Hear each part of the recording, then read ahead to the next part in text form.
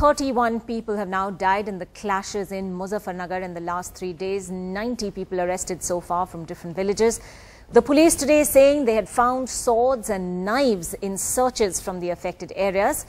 Well, in the latest information coming in, the Prime Minister has spoken to the Chief Minister of Uttar Pradesh, expressing grief and shock at the loss of lives and assured him of all help.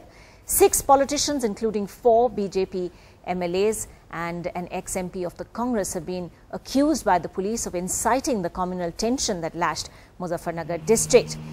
A report by the Uttar Pradesh Governor B.L. Joshi sent to the centre has apparently blamed the government of Akhilesh Yadav squarely for failing to check the riots.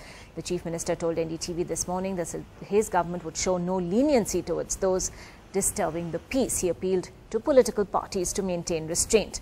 The Akhilesh Yadav government is under serious attack from the opposition. Now the BJP, BSP and RLD have demanded president's rule in the state.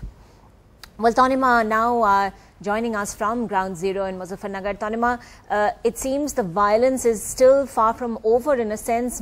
One more person at least killed in fresh clashes this morning. Now we believe the number of the dead has risen to 31. What is the latest that you're hearing on the ground? That's right.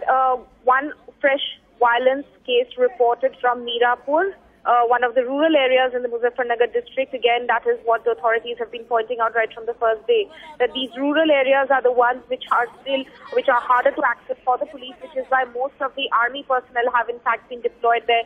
But despite army's presence over here over the past 24 hours, in fact more than that, they've still not been able to put to an end some of these stray incidents of violence that we have in fact been reporting over the past few hours now. In fact, one of the people was killed in that clash which took place in Mirapur, and as we have heard from the government authorities, the death toll has now risen to 31. Just in the morning at an 11 o'clock press conference, the ADG Law and Order, Mr. Arun Kumar, had given the figure to be 28. So at least 3 more casualty figures added to that number.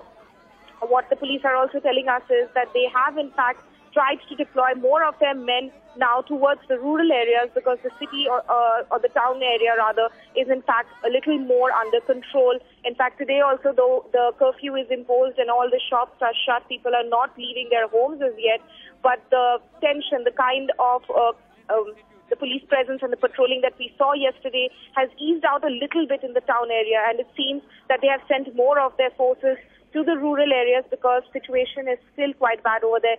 6 to 7 villages in this 150-kilometer radius of Muzaffarnagar district, the rural belt, those are the places which are still reporting incidents and cases of violence. Ankita?